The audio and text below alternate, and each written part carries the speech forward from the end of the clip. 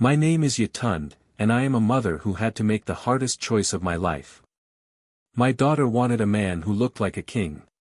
But I gave her to the man who had the heart of one. In our small village of Akure, everyone knew 3 names. Adesewa, my beautiful daughter whose laugh could make flowers bloom. Obafemi, the warrior whose muscles rippled like river water and whose smile could make any woman forget her own name. And Chimelu, the quiet blacksmith whose hands shaped iron the way God shapes souls. If you are watching this story, you know what it means to watch someone you love chase after something that glitters but has no gold inside. You know what it means to see them run toward danger while calling it love. This is not just my story. This is the story of every mother who has watched her child choose beauty over substance. Every parent who has seen their child mistake noise for music, flash for fire. So sit with me, and let me tell you how I broke my daughter's heart to save her soul. Adesewa danced through the market like sunlight on water. At 20 years old, she was the jewel of our village. Men would stop their work just to watch her pass by, and women would shake their heads at her beauty. "Mama, did you see the way Obafemi looked at me today?" she said, spinning in our small hut. His eyes followed me like the sun followed the sky. I watched my daughter with worry growing in my chest. I saw my child. But tell me, what did you see when you looked back? Her eyes sparkled with dreams. I saw everything I want my life to be. He is strong enough to protect our village. He is brave enough to fight lions. He is beautiful enough to make other women jealous. She sat beside me, her voice becoming soft like honey. When I marry Obafemi, people will point at us and say, "Look, there goes the warrior and his queen." Children will want to be like us. Stories will be told about our love. And what about the man who makes your cooking pots? I asked quietly. The man who fixes your father's tools. What stories will be told about him? Adesewa waved her hand like she was brushing away a fly. Chimelu. Mama, he is a good man, but he is like old clothes. Useful, but not exciting. When I walk with Obafemi, I feel like I am flying. When I walk with Chimelu, I feel like I am walking. She moved closer to me, her eyes pleading. Please, Mama. I have dreamed of this love since I was a small girl. Do not take my dreams away from me. But I had seen too much of life to be fooled by pretty faces and sweet words. Every village has its tests. Ours came in the form of old Taiwo, the beggar woman who sat by the well every morning, asking for kindness from those who passed by. One morning, I watched as Obafemi approached the well with his friends. His muscles moved like poetry, and his laugh rang out across the village square. "Move aside, grandmother," he said to Taiwo, his voice loud and commanding. "Warriors need clean water, not water touched by dirty hands." Old Taiwo looked up with tired eyes. "Please, just a small cup of water. I have been sitting here since dawn." Obafemi laughed with his friends. "If you want water, work for it. Beauty and strength deserve first place. The weak must wait." He filled his container and walked away, leaving the old woman staring at the ground. My heart grew heavy watching this. Later that same day, I saw Chimelu approach the well. He carried his heavy tools but moved with quiet purpose. "Good morning, grandmother," he said gently to Taiwo. "You look thirsty." "I am, my son," she replied, hope creeping into her voice. "But the others say I must wait." "Then they are wrong," Chimelu said without pause. He filled a clean cup with fresh water and handed it to her, then helped her stand on shaking legs. "Have you eaten today?" he asked. Taiwo shook her head. "Not since yesterday." "Come. My fire is warm, and I have bread." He led her away, not knowing that I had been watching from behind a tree. That day, I saw the true hearts of both men. That night, as I prepared our evening meal, I could not stop thinking about what I had seen. My daughter was in love with a man who pushed away the weak. But there was another man who lifted them up. When you have lived as long as I have, you learn that a person's true heart shows not in how they treat kings, but in how they treat beggars. Not in how they act when people are watching, but in what they do when they think no one can see. Obafemi performed his kindness like a dance, always making sure people noticed his good deeds. But Chimelu lived his kindness like breathing, natural, necessary, without thinking about who might be watching. How many of you watching this have been where my daughter was? In love with someone who looked perfect but felt empty? How many of you have ignored the quiet person who would have given you the world? I knew what I had to do. But knowing and doing are two different rivers, and sometimes you have to jump into the cold water to reach the other side. The decision I was about to make would change everything. But sometimes, love means making choices that look cruel from the outside. The next morning, Adesewa ran into our hut like a bird with news. Mama! Mama! Obafemi asked me to meet him by the big tree tonight. I think he is going to ask for my hand. I did not look up from my weaving. Sit down, Adesewa. We need to talk. Can we talk later? She asked, still glowing with happiness. I need to prepare. I want to look beautiful for him. My voice became firm. Sit down. Something in my tone made her obey, though I could see confusion in her eyes. You will not be meeting Obafemi tonight. Or any night. Tomorrow, Chimelu will come to speak with your father about marriage. The joy drained from her face like water from a broken pot. What? I have made my decision. You will marry the blacksmith. She jumped up, her voice rising like a storm wind. No. Mama, you cannot do this to me. I continued weaving, my hands steady even as my heart broke. It is already done. Tears started flowing down her cheeks. But I love Obafemi. He loves me. We are meant to be together. I looked up at my daughter, seeing the pain I was causing but knowing it was necessary. Love is not a feeling, my daughter. Love is a choice. And I am choosing a man who will choose you every day, not just on the days when you are young and beautiful. Adesewa paced our hut like a trapped animal, her hands shaking with anger and hurt. You are destroying my life, she cried, her voice breaking. Obafemi is everything a woman could want in a husband. Tell me, I said calmly, when did Obafemi ask about your dreams? When did he ask what makes you happy besides looking at him? She stopped pacing, struggling for an answer. He tells me I am beautiful. He says I will be the most envied wife in the village. And Chimelu? What does he say to you? Her voice became quiet, almost ashamed. He asks about my weaving. He asks if your back pain is better. He asks what stories I want to tell my children. I put down my weaving and looked at her directly. Do you hear the difference? Yes, she said angrily. One man makes me feel special, and the other makes me feel ordinary. I stood up and faced my daughter. No, my child. One man sees you as a prize to be won. The other sees you as a person to be loved. Adesewa ran out of the hut, sobbing like her heart would break. And maybe it needed to break, so it could heal stronger. That evening, Adesewa sat by the big tree, waiting. When Obafemi appeared, his usual charm was gone. His face was cold and angry. So, your mother thinks she can choose your husband like she chooses vegetables in the market? He said without greeting. She says I must marry Chimelu, Adesewa replied, wiping tears from her eyes. But Obafemi, I would rather die than live without you. He paced like an angry lion. That old woman has no right to stand between us. Who is she to decide that a warrior is not good enough for her daughter? Please, Adesewa begged, tell me we can find a way. Tell me we can still be together. Obafemi stopped and looked at her with calculating eyes. There is a way. Come away with me tonight.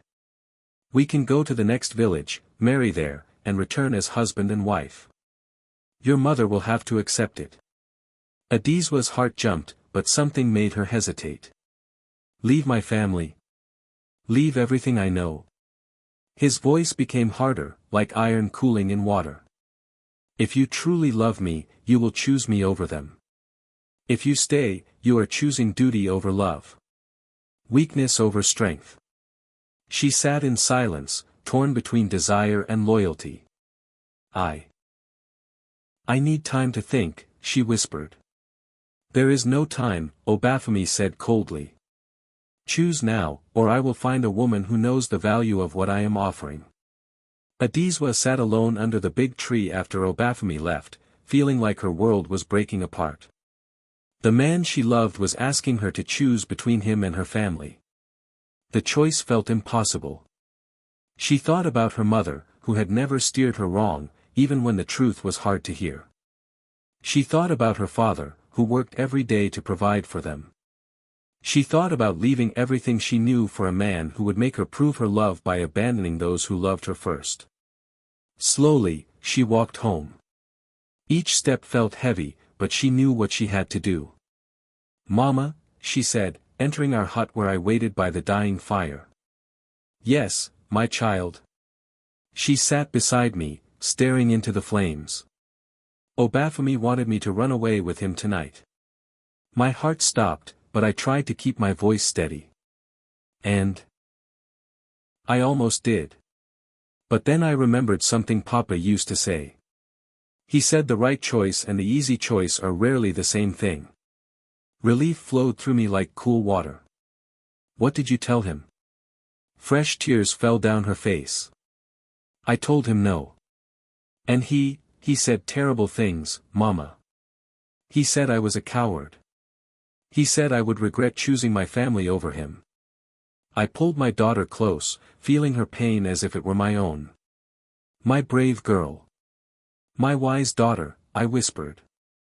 But why does doing the right thing hurt so much, she sobbed. Because growing up always hurts, my love. But the pain of growth heals. The pain of regret lasts forever. 3 months later, our village prepared for a wedding. Women helped Adesewa dress in beautiful cloth, but her eyes held no joy. She had agreed to marry Chimelu, but her heart was still locked away, nursing its wounds. Outside, Chimelu waited nervously in his finest clothes. Though he was humble, he looked handsome and strong. What if she can never love me? He asked his friend. What if I am always the second choice in her heart? His friend put a hand on his shoulder. Brother, love is not something you demand. It is something you earn. And you have a lifetime to earn it. Inside our hut, Adesewa stared at herself in the polished metal mirror. How do I marry a man I do not love? She asked for her reflection. How do I promise my life to someone who feels like a stranger? I entered carrying my mother's necklace, passed down through generations of strong women. This belonged to your grandmother, and her grandmother before that, I said, placing it around her neck. Each woman who wore this learned the same lesson. Love is not a lightning strike, my daughter. Sometimes it is a sunrise, slow, gentle, but it lights up the whole world. She looked at me with pain in her eyes. What if the sun never rises for me? I touched her face gently. Then you will learn to be the sunrise in his world. And maybe, in time, he will become the sunrise in yours.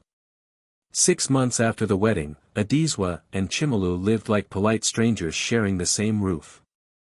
They were respectful to each other, but there was no warmth, no joy. Marriage without love is like a house without fire, it can shelter you, but it cannot warm you. Chimelu worked at his forge while Adesewa tended to household tasks nearby. Their conversations were brief and practical. The grain storage is getting low, Chimelu said quietly. Should I buy more from the market? If you think it is necessary, Adesewa replied, not looking up from her weaving. What do you think? She finally glanced at him. I think you do not need my permission to feed your own household. The hurt in his eyes was clear, but he said nothing. That evening, Adesewa sat alone outside their hut, staring at the stars. The night is beautiful, Chimelu said, approaching carefully. Yes, she replied distantly. He sat nearby, not too close. I made something for you today. He held out a small iron flower, perfectly crafted with delicate petals and a strong stem. I know it is not as beautiful as real flowers, but it will never die, he said softly. She took it, examining the detailed work. It is, skillfully made. Do you like it? He asked hopefully. I appreciate the work you put into it, she answered honestly. His face fell slightly, but he nodded. I understand. 1 year after their wedding, drought struck our village. The rains stopped coming, crops failed, and families began to struggle. It was during this hard time that people showed their true nature. The village elders called a meeting to decide how to share the little grain we had left. Families with children will get the largest portions, announced the chief elder. Obafemi stood up, his chest puffed with pride. Warriors should get extra rations. We need strength to protect the village and hunt for food. An old man spoke up. But what about the elderly? And the sick? The strong must survive first, Obafemi said dismissively. Then they can help the weak. Many villagers looked uncomfortable with his words. Chimelu stood up slowly.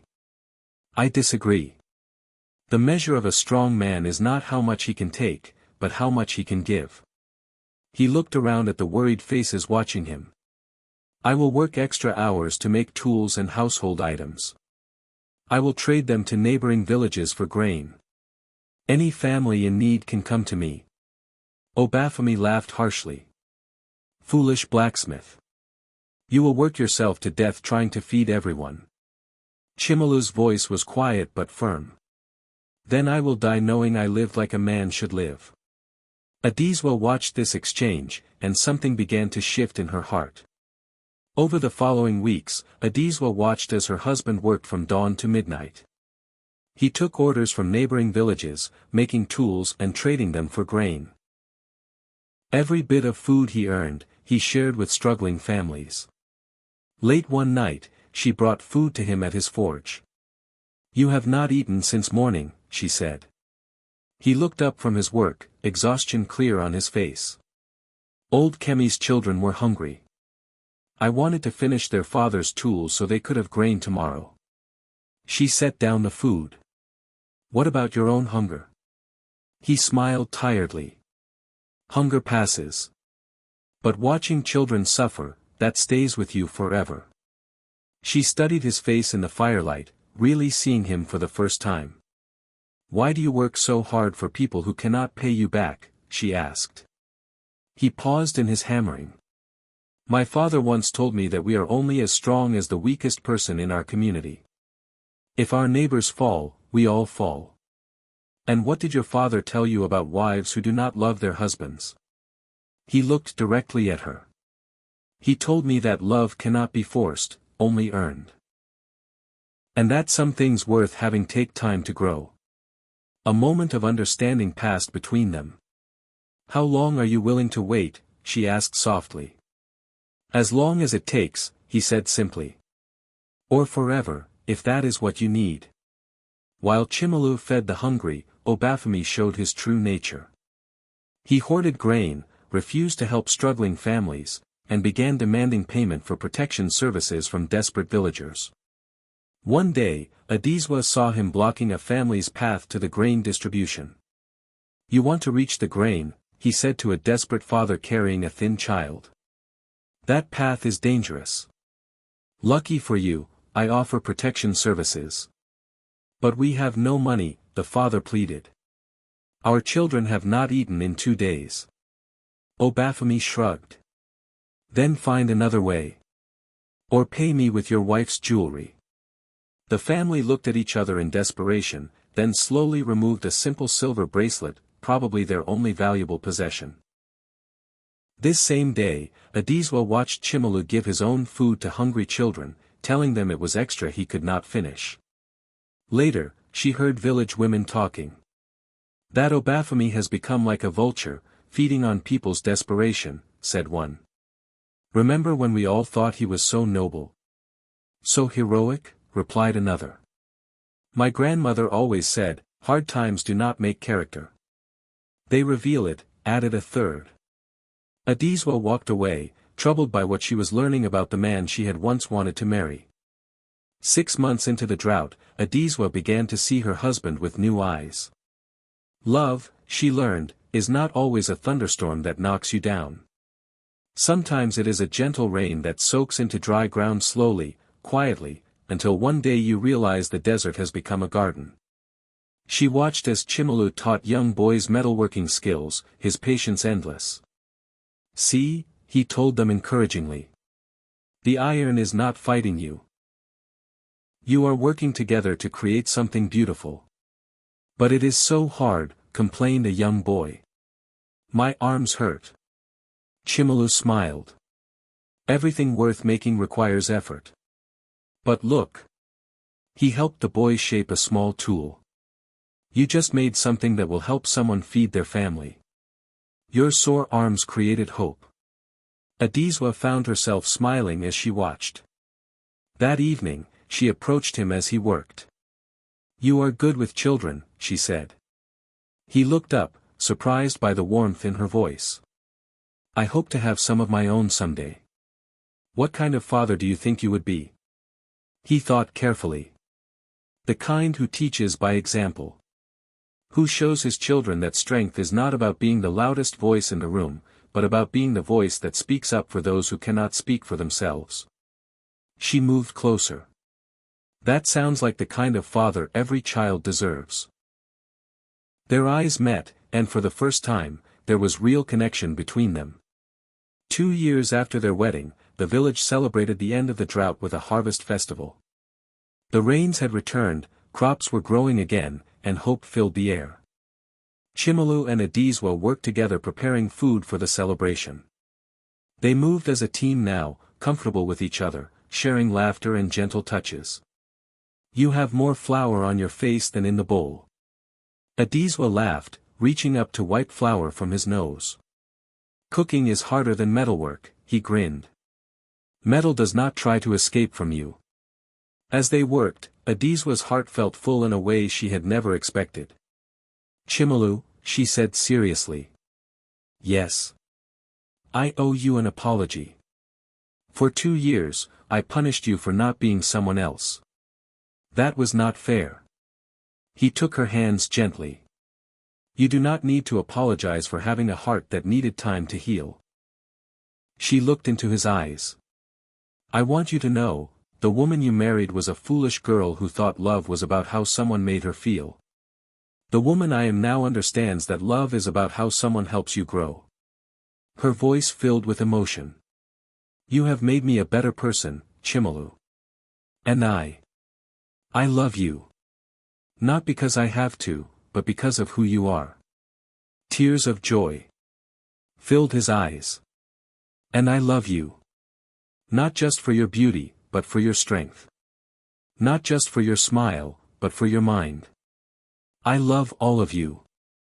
They kissed as villagers cheered around them, celebrating not just the harvest, but the love that had finally bloomed.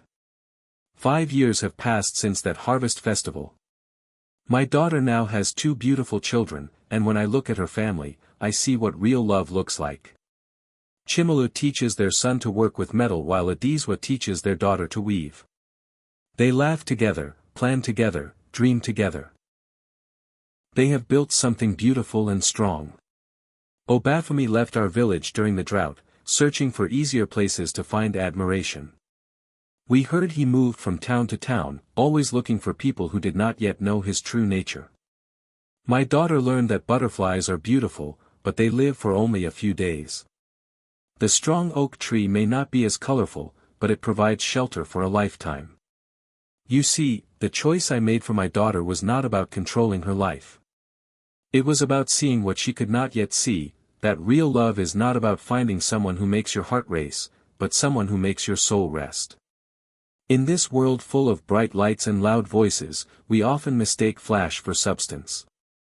We choose the person who looks good in photos over the person who will hold our hand in the hospital. We pick the one who makes us feel special over the one who makes us feel safe. If you are young and watching this, remember. Marry the person who treats strangers kindly. Marry the person who helps their neighbors without being asked. Marry the person who makes you want to be better than you are. Because in the end, handsome faces age and strong muscles weaken. But a good heart, a generous spirit, and hands willing to work for others, these things only grow more beautiful with time. If this story touched your heart and made you think about what really matters in love and life, remember to hit that subscribe button. More wisdom and stories like this are waiting for you, because the lessons our ancestors learned are the same lessons we still need to learn today.